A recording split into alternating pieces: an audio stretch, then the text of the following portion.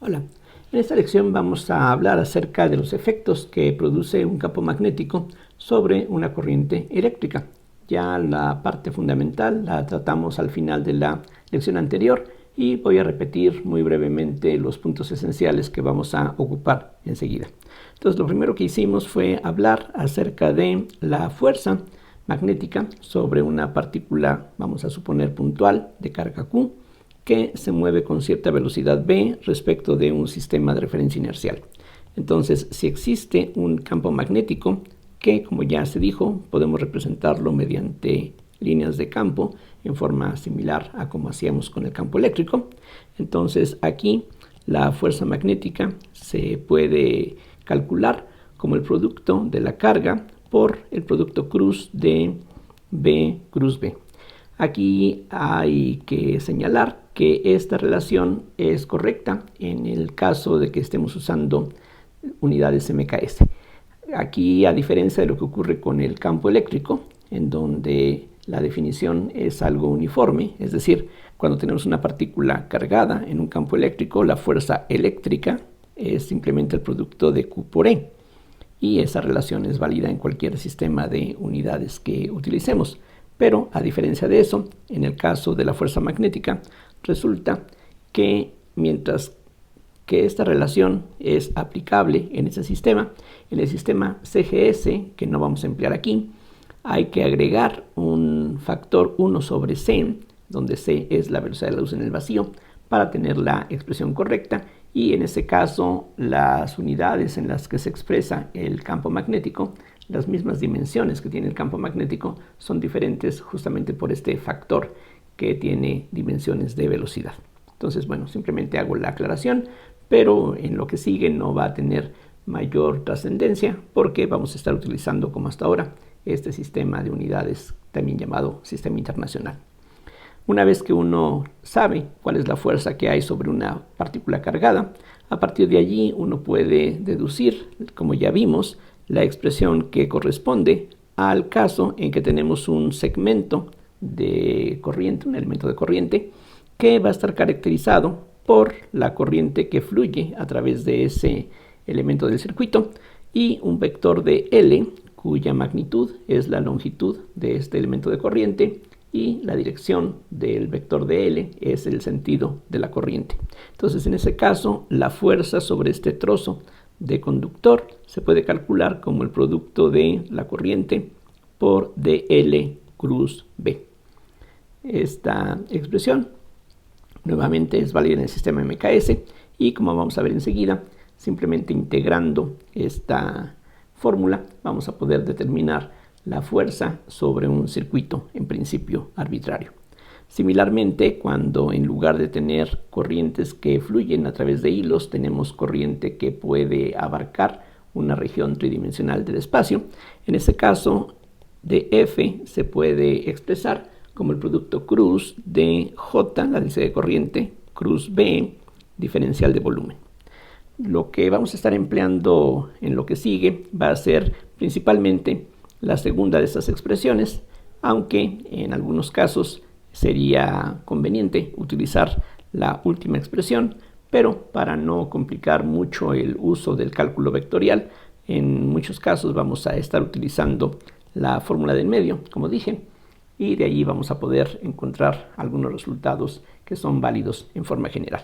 Entonces, lo primero que vamos a hacer ahora es determinar cuál es la fuerza sobre un circuito, es decir, vamos a imaginar que lo que tenemos no es simplemente un elemento de corriente, sino que tenemos un circuito que va a estar entonces representado por una curva cerrada. Entonces, aquí es conveniente de una vez hacer la siguiente observación, que tiene que ver básicamente con el cálculo vectorial. Aquí habíamos dicho que este vector de L corresponde a un vector cuya magnitud es la longitud de este segmento y su dirección es la dirección de la corriente.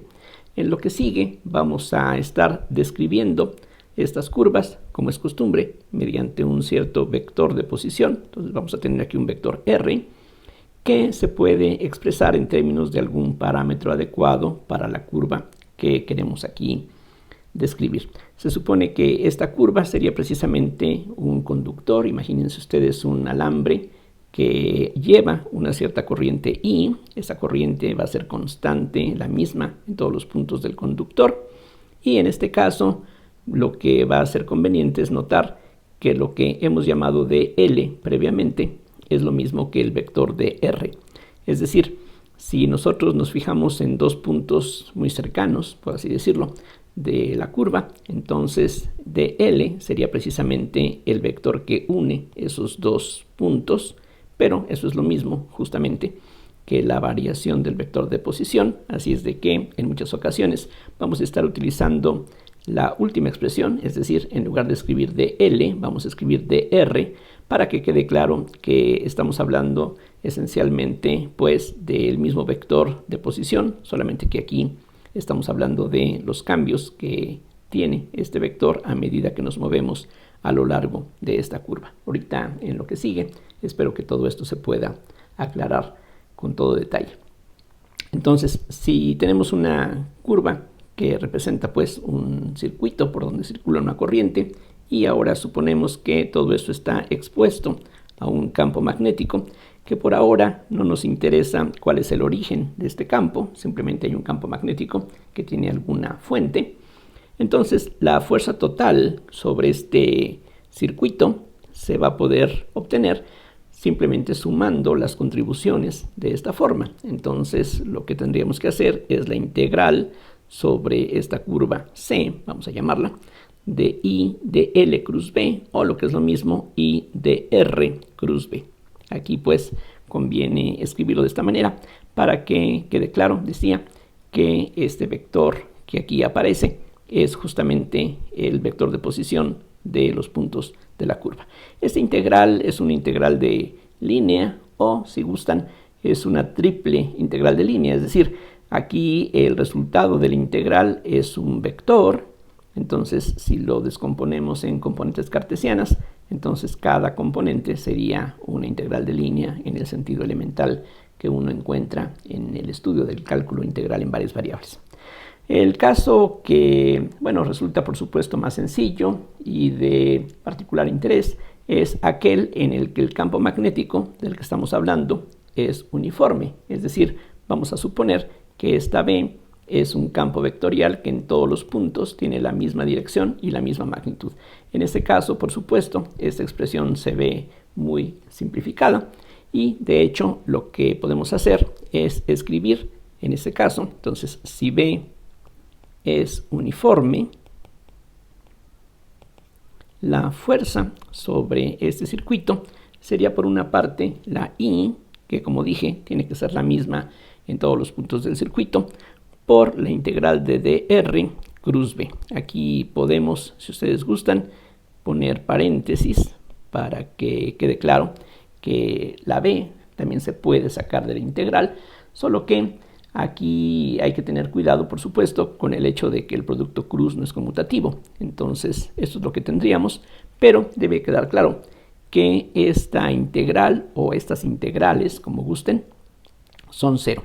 Es decir, aquí hay varias formas de convencerse de que el resultado, en este caso, para un campo uniforme, tiene que ser justamente cero. Y para ello conviene notar lo siguiente. Vean, por ejemplo, que si descomponemos en componentes esta integral que aquí nos interesa, esto equivale a dx por y más dy por j más dz por k. Si expresamos el vector de posición en la forma elemental, x por y más y por j más z por k, como i, j y k son constantes, y eso es lo que hace aquí conveniente utilizar la base cartesiana, entonces el resultado de esta integral, como dije antes, se puede obtener descomponiendo la integral de la suma en la suma de las integrales, pero cada una de esas integrales es algo particularmente sencillo porque se trata de una integral de línea sobre una curva cerrada, lo cual aquí podemos recalcar con este símbolo. Entonces esto es lo que tenemos. Y aquí lo que ocurre como algo muy especial es que estamos hablando de integrales de línea sobre curvas cerradas de diferenciales exactas. Entonces por esa razón cada una de estas integrales se anula. Otra forma de verlo es la siguiente, quizá algo un poquito más elemental, un poquito más geométrico, y se refiere a lo siguiente. Como ya mencionaba, el vector de R es un vector, digamos, tangente a la curva, y lo que significa una integral como esta, como sabemos, es algo que podemos ver como el límite de una suma. Entonces lo que estaríamos haciendo es sumar muchos de estos vectores que están a lo largo de esta trayectoria, pero si recordamos la forma en que se suman gráficamente los vectores, podemos darnos cuenta de que la suma de todas estas flechas, como estamos regresando al punto de partida, es 0, simplemente por la regla del polígono. El resultado va a ser 0, no importa, digamos, qué tan fina sea esta división que estamos haciendo al hacer la integral como un límite de sumas, en donde precisamente tenemos estos vectores que aquí estamos sumando de esa manera. En fin, este argumento anterior sería, por supuesto, el más riguroso, y de hecho es importante aquí pues recordar este resultado, que la integral de una diferencial exacta sobre una curva cerrada vale 0, porque lo vamos a estar utilizando en lo que sigue. Entonces, en resumen, lo que acabamos aquí de demostrar es que no importa qué forma tenga el circuito del que estemos hablando, si está colocado en una región donde el campo magnético es uniforme, entonces la fuerza total, la fuerza neta sobre este circuito tiene que ser 0. Lo cual no quiere decir, por supuesto, que en cada trozo la fuerza valga 0 independientemente. Lo que vale 0 es cuando sumamos todo, que es justamente lo que aquí está en juego. Lo que en cambio va a ser diferente de 0 regularmente, aún en campos uniformes, es el par de fuerza o momento de fuerza que este campo magnético va a producir. De hecho, el funcionamiento de los motores eléctricos se basa justamente en este resultado, en el resultado que consiste en que si tenemos un circuito, como lo que ocurre en el interior de un motor, en el devanado, en la bobina que hay dentro de un motor eléctrico, al circular la corriente a través de esa bobina, en un campo magnético vamos a tener un par de fuerzas que hace que el eje que está unido a la bobina gire. Vamos a calcular cuál sería el momento correspondiente, y esto va a ser particularmente interesante porque, como veremos, nos va a llevar a la definición de esto que vamos a definir como el momento dipolar de un circuito cualquiera. Entonces vamos a hablar ahora acerca del momento de fuerza sobre un circuito. De hecho, es la misma idea geométrica que teníamos anteriormente, pero bueno, aquí hago un dibujo por separado. Entonces, de nuevo tenemos un circuito cualquiera que está representado por una curva, y como ya sabemos, en cálculo integral de varias variables, cuando hablamos de integrales de línea, tenemos que especificar un cierto sentido en el que recorremos la curva, y ese sentido sería precisamente el determinado por la corriente que va a circular a través de esta trayectoria. Aquí no estamos hablando tampoco de cómo es que esta corriente se está produciendo. Por ejemplo, podría haber una batería que es la responsable de forzar a que la corriente fluya. Entonces, lo que interesa es calcular el momento de fuerza, que frecuentemente se representa con la letra tau minúscula. Entonces, la idea es que en cada trozo de este conductor por el cual circula la corriente, bueno, ya vimos que hay una cierta fuerza, aquí lo escribo de nuevo, dF es igual a I por dr cruz B. Y con respecto a este origen, hay que recordar que cuando definimos el momento de una fuerza, es algo que depende del punto que tomamos como pivote, el origen que estamos escogiendo. Entonces, este trozo de conductor sobre el cual actúa una cierta fuerza que tiene que ser perpendicular tanto al vector de R como al vector B, como sabemos. Entonces, si nos fijamos en el vector de posición de este trocito, vamos a tener una contribución al momento de fuerza, de tal manera que la que el momento de fuerza total sobre el circuito se va a obtener simplemente sumando sobre todos los trozos del circuito, sobre todos los elementos de corriente. Entonces aquí tendríamos una integral cerrada sobre C de R, que es el vector de posición de cada trozo, por la fuerza magnética que hay en cada trozo, y eso es I por dr cruz B. La I, de nuevo, tiene que ser la misma en todos los puntos del circuito, se puede sacar de la integral, y lo que queda de nuevo es una integral de línea, pero cuyo argumento y cuyo resultado tiene que ser un vector. Aquí dentro de la integral tenemos un ejemplo de un triple producto vectorial. Esto es lo mismo que I por la integral sobre C de R cruz de R cruz B. Y aquí hay que tener mucho cuidado porque el producto cruz, además de que no es conmutativo, tampoco es asociativo.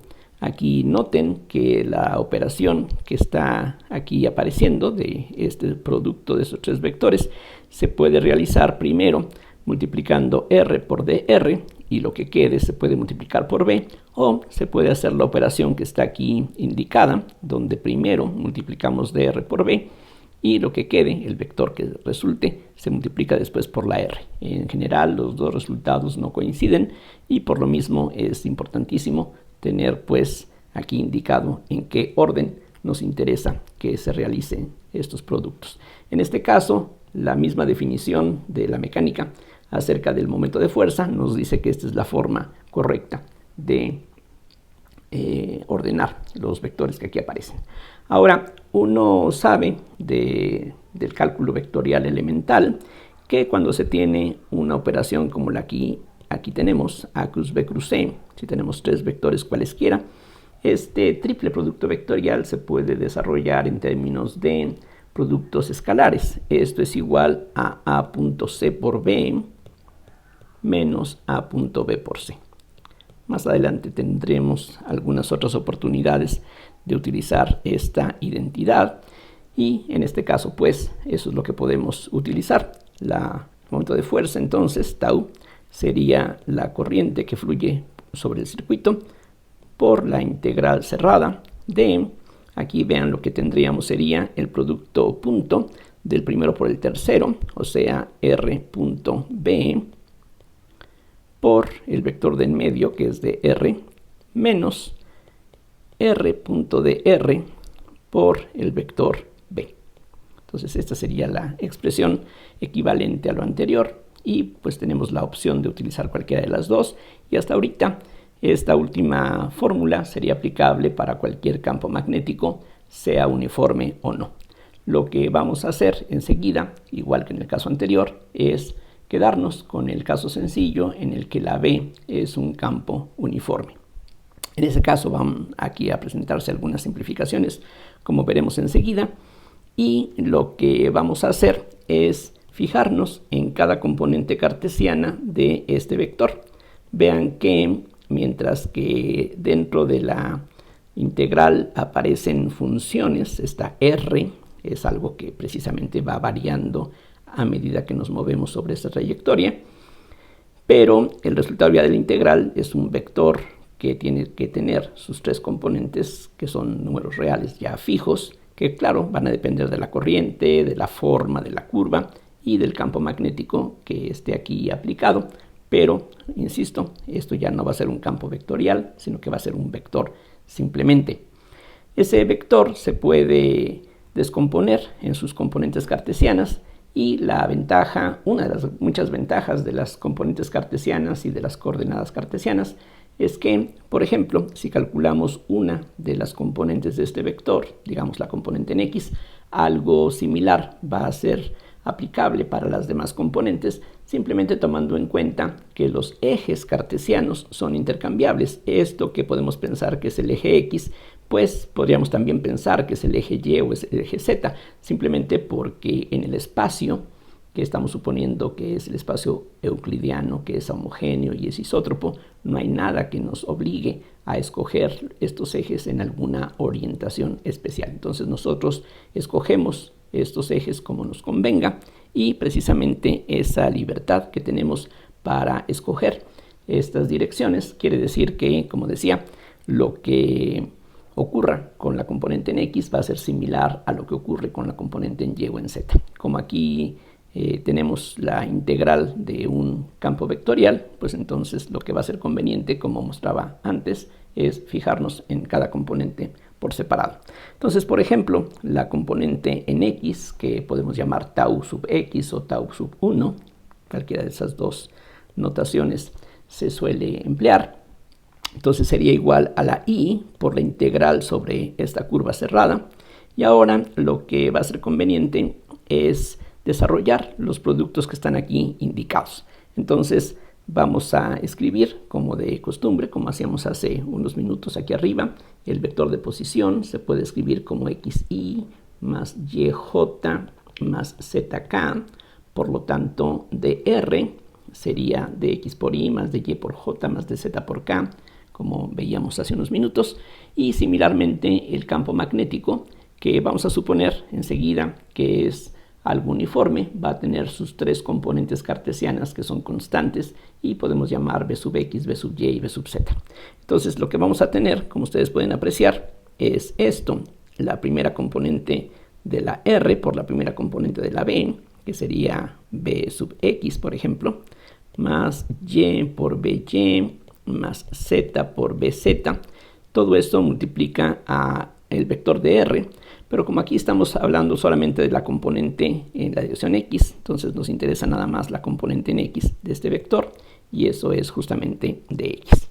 Similarmente, vamos a tener de este producto punto x por dx más y por dy más z por dz. Lo escribo: x por dx más y por dy más z por dz. Y otra vez, lo que hace que todo esto sea un vector es que este es un vector, esto es un escalar, y si estamos hablando de la componente en x del momento de fuerza, entonces aquí tiene que aparecer la componente en x del campo magnético. Hasta aquí todavía no hemos dicho en forma concreta en la integral que las componentes de la b sean constantes. Noten que se puede hacer aquí una pequeña simplificación. Aquí aparece x por bx por dx y aquí también aparece x por bx por dx. De hecho, lo que queda después de hacer esta simplificación es exactamente lo mismo que hubiera ocurrido si nosotros nos fijamos en este triple producto vectorial y lo calculamos precisamente como productos cruz, y entonces, bueno, uno llega justamente a esta misma relación como debe de ser. Aquí simplemente estamos utilizando esta vía como un buen ejemplo, un buen ejercicio en donde ocupamos esta fórmula para desarrollar el triple producto vectorial, que más adelante también va a ser de utilidad. Entonces, esto es lo que tendríamos, y ahora sí vamos a suponer que el campo magnético que se tiene es uniforme. Entonces, suponiendo que B es uniforme, eso equivale a decir que las tres componentes cartesianas de B son constantes, y entonces la componente tau x se puede escribir así, como I por by por la integral sobre c de y de x. Aquí voy a ir separando cada término prácticamente. Las componentes, como decía, son constantes, entonces eso es lo que tendríamos de este primer término que sobrevivió.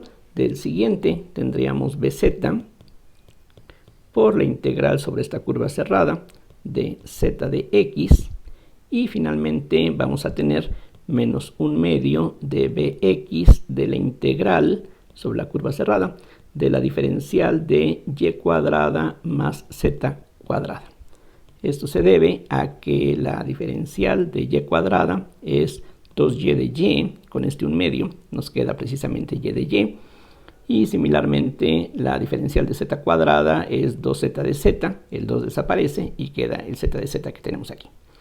Lo importante de esta última parte es que se trata de una integral sobre una curva cerrada de una diferencial exacta, y tal como ya se había indicado arriba, eso hace que esta integral valga 0, sin importar de qué curva cerrada estamos hablando. Algo similar ahora vamos a aplicarlo en las otras integrales de esta manera. Lo que vamos a hacer es reescribir cada una de las integrales de una forma que va a resultar conveniente, como veremos enseguida. Aquí vamos a restar 1/2 de la diferencial de x por y, y similarmente en la siguiente integral vamos a escribir así las cosas, como z por dx menos 1/2 de la diferencial de x por z. Lo que queda es equivalente a lo que teníamos previamente, porque aquí, justamente como en el caso anterior, la integral sobre una curva cerrada de una diferencial exacta desaparece, y aquí ocurre lo mismo. De hecho, no importa qué factor pongamos aquí enfrente, cualquier constante sería igualmente buena, pero vamos a ver que esta combinación es particularmente útil, sobre todo por su interpretación geométrica, como veremos enseguida. Esto entonces es igual a la y por la componente by de la integral sobre c. Y ahora vean que cuando desarrollamos la diferencial de este producto, vamos a tener dos contribuciones. Uno que sería x por dy y otro con un y por dx que es semejante al que tenemos aquí. Y debido a este factor de menos 1/2, lo que va a resultar es 1/2 de y por dx positivo menos x por dy solamente. Similarmente, de la segunda integral vamos a tener la integral cerrada sobre c de 1/2 de z de x. Aquí nuevamente vean que al diferenciar este producto tendríamos menos 1/2 de z por dx con este término, así se reduce, y hay un término más que sería entonces lo que nos lleva a un x por dz. Y ahora lo que podemos ver es que estos términos, estas combinaciones que aparecen aquí, están relacionados con el producto cruz de r por dr, que ya en cierta manera aparecía previamente. Vean que aquí en lo que habíamos encontrado con anterioridad aparecían r y dr, no precisamente multiplicándose en ese momento, pero vamos a ver que las combinaciones que aquí surgieron son precisamente las componentes cartesianas de ese producto cruz. Entonces regresamos aquí abajo y vamos a calcular el producto cruz de r, y para eso lo que hacemos es utilizar el método tradicional, que consiste en desarrollar un determinante 3×3. Aquí lo que tendríamos sería i, j y k como siguiente renglón, las componentes cartesianas del vector de posición, que como ya se mencionó arriba serían x, y y z, y finalmente las componentes cartesianas de dr, que son dx, dy y dz.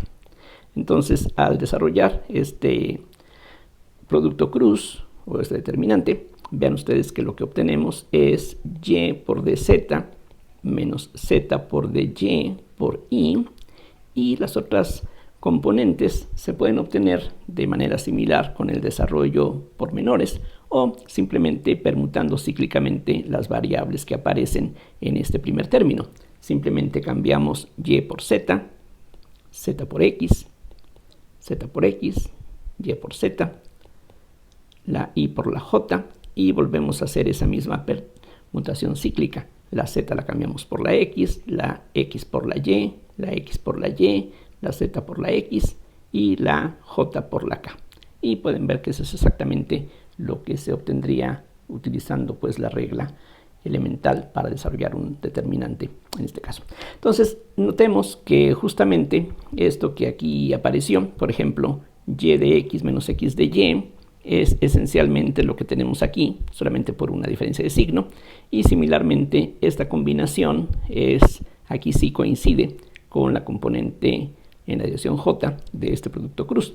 Así es de que, de acuerdo con eso, podemos expresar lo que ya tenemos allí dado en términos de estas combinaciones. Así es de que lo que hallamos es que la componente en x del momento de fuerza sería la corriente que fluye a través de esta espira, de este circuito, que multiplica a by por la integral, o bueno, 1/2 si gustan, de la integral sobre c, y este producto y de x menos x de y, como veíamos, es justamente el negativo de la componente de R cruz de R en la dirección Z. Entonces lo voy a indicar de esta manera.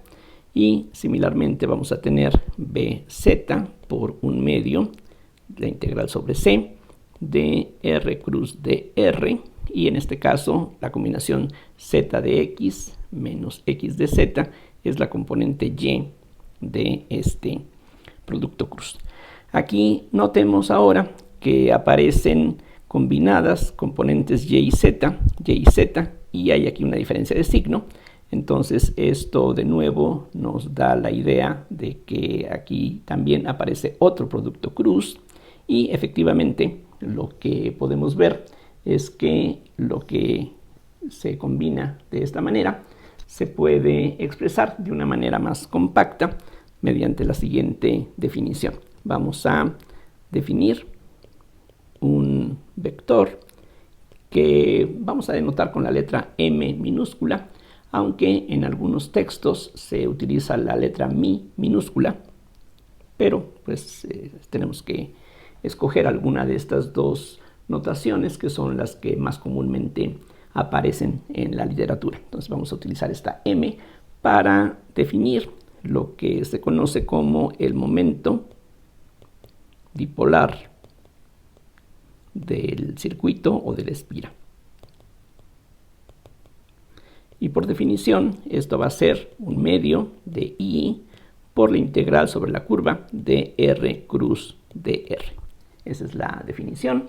Y ahora en términos de las componentes cartesianas de este vector vamos a ver cómo queda expresado el momento de fuerza. Entonces con esta definición que estamos aquí agregando, las cosas se pueden expresar así.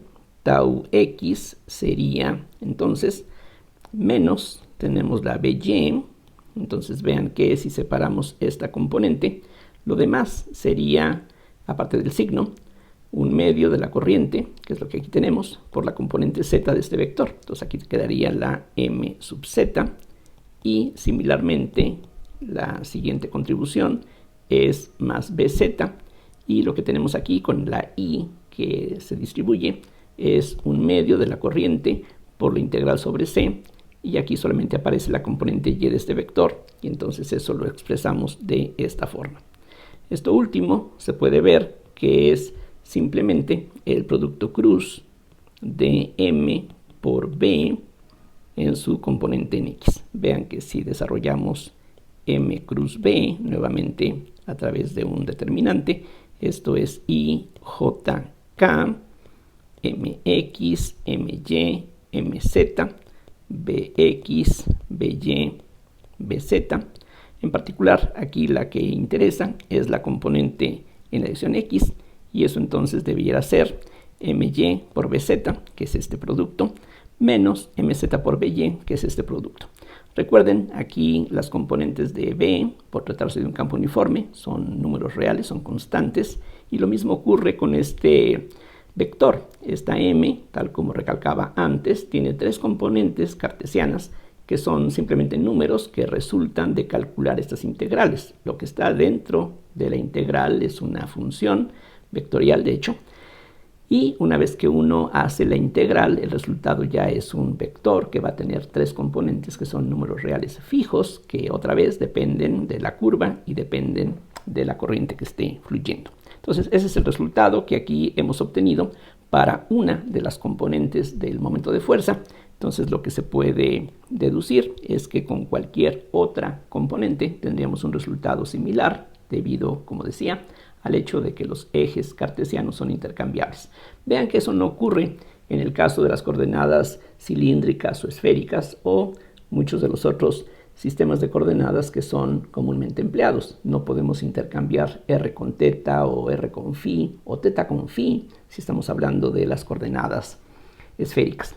Entonces, en este caso sí podemos concluir que esto nos dice que el par de fuerza sobre un circuito en un campo magnético uniforme se puede calcular como M cruz B. Entonces, este es un resultado bastante simple, bastante útil, inclusive en la misma mecánica cuántica. Esta expresión o algo derivado de ella se emplea cuando estamos hablando de la manera en que, por ejemplo, una partícula con spin interactúa con un campo magnético. La idea es que una partícula con spin, como un electrón por ejemplo, tiene un cierto momento dipolar magnético que va a interactuar con los campos magnéticos de una forma similar a lo que tenemos aquí a nivel clásico. Ahora vamos a ver que, para terminar, este momento dipolar del circuito, que está definido por esta integral de línea, se puede escribir también como una integral de superficie, lo cual no es tan extraño, porque ya sabemos que, de acuerdo con el teorema de Stokes, las integrales sobre curvas cerradas, las integrales de línea, se pueden convertir en integrales de superficie. Entonces vamos a ver que efectivamente eso ocurre aquí, lo cual va a ser bastante interesante y sencillo.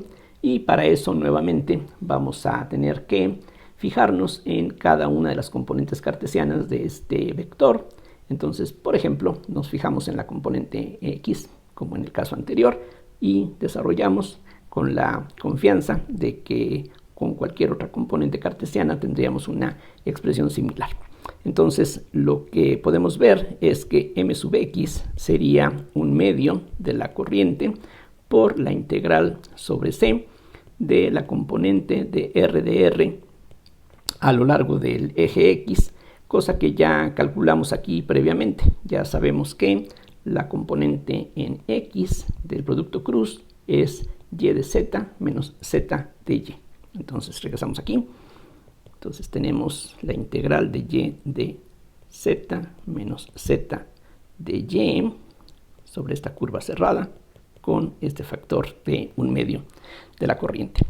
Entonces recordemos que el teorema de Stokes lo que afirma es que si tenemos una integral de algo de la forma f punto de L sobre una curva cerrada, eso es lo mismo que la integral sobre alguna superficie, hay una infinidad cualquiera, que tenga como borde esta curva cerrada C, del rotacional de f punto de A. Eso es lo que dice el teorema de Stokes.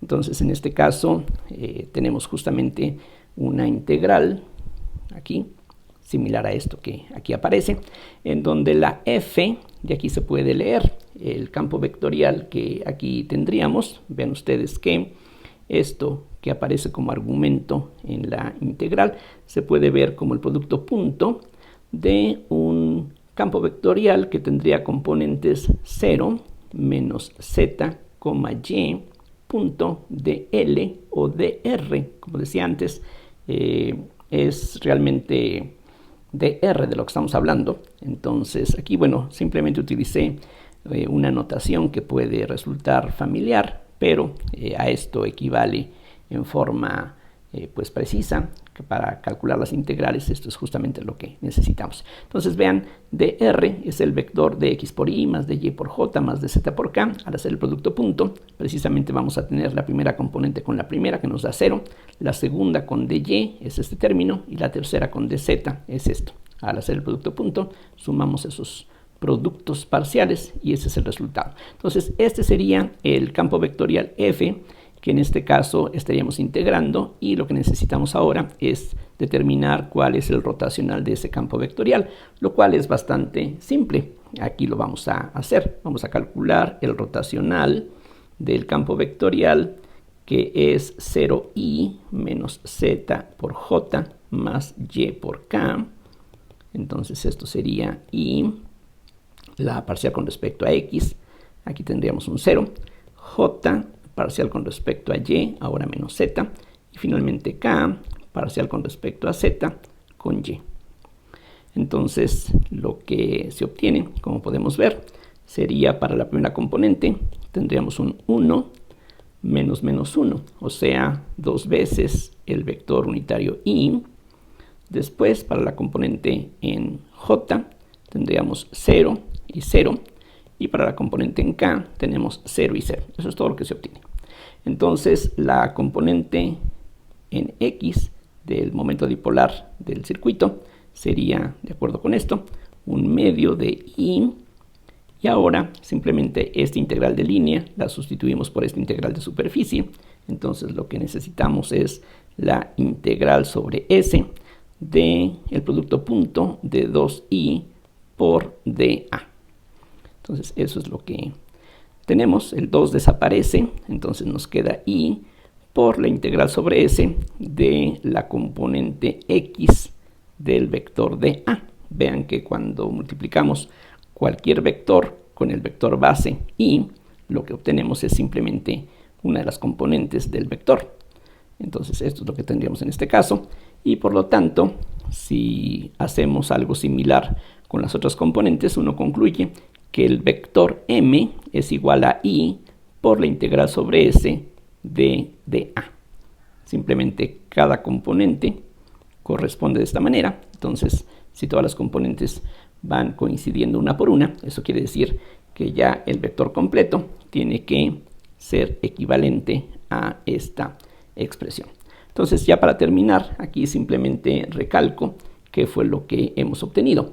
Entonces, tenemos, recuerden, un circuito que puede tener una forma arbitraria. Aquí, pues, para hacer el relato simple, pienso en una curva no muy complicada. Entonces tenemos una curva cuyo sentido está dado por el sentido de la corriente, y como sabemos del teorema de Stokes, ese sentido en el que recorremos la curva determina la dirección del vector dA de acuerdo con la regla de la mano derecha. Entonces, si seguimos el contorno de esta curva con la mano derecha, el pulgar nos dice cuál es el sentido correcto para el vector dA.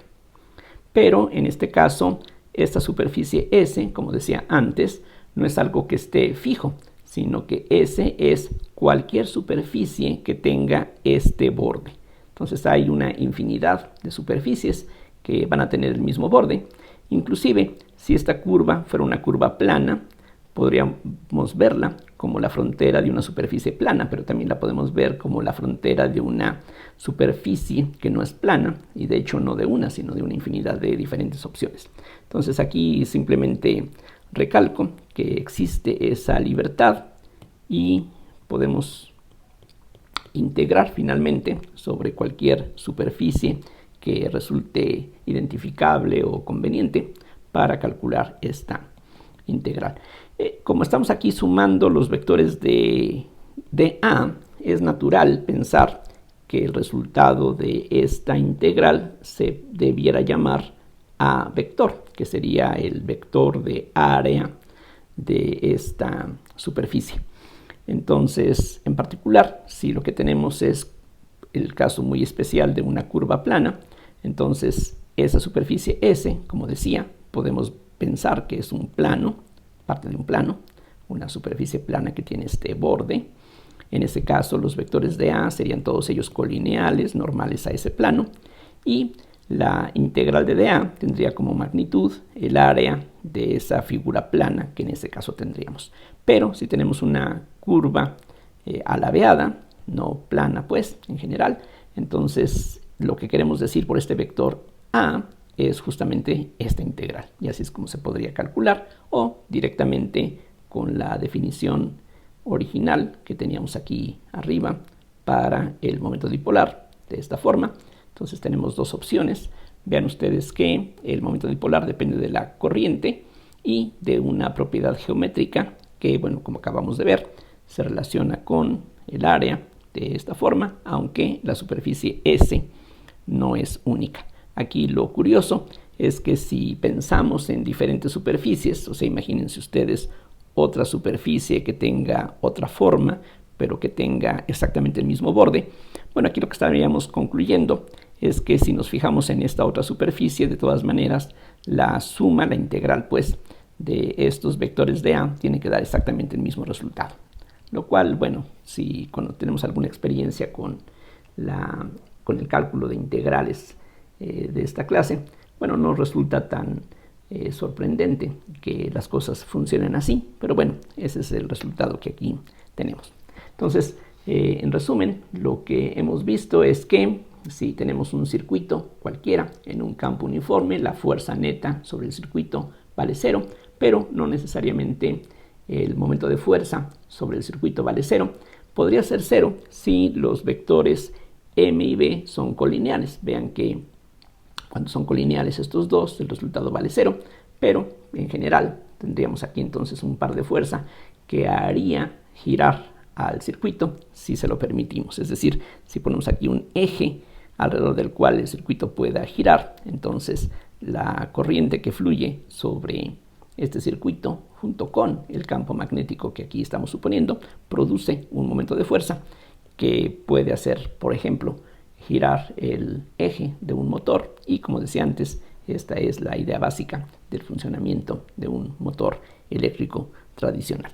Entonces, con esto quiero terminar esta lección, y en la siguiente vamos a comenzar a hablar acerca de la ley de Biot y Savart, que es algo análogo a la ley de Coulomb en el sentido de que es la ley fundamental que vamos a postular para determinar cuál es el campo magnético producido por una corriente eléctrica determinada. Así como con la ley de Coulomb nosotros podemos calcular en principio, utilizando el principio de superposición, el campo producido por cualquier distribución de cargas. La ley de Biot y Savart nos va a decir cómo, a partir del conocimiento de una distribución de corrientes, vamos a poder determinar el campo magnético que se produce, aunque por ahora vamos a estarnos limitando a lo que se llama corrientes estacionarias, es decir, corrientes que no varían con el tiempo, sino que dependen cuando mucho de la posición, pero no del tiempo. Eso es lo que veremos después. Por ahora, muchas gracias por la atención y hasta la próxima.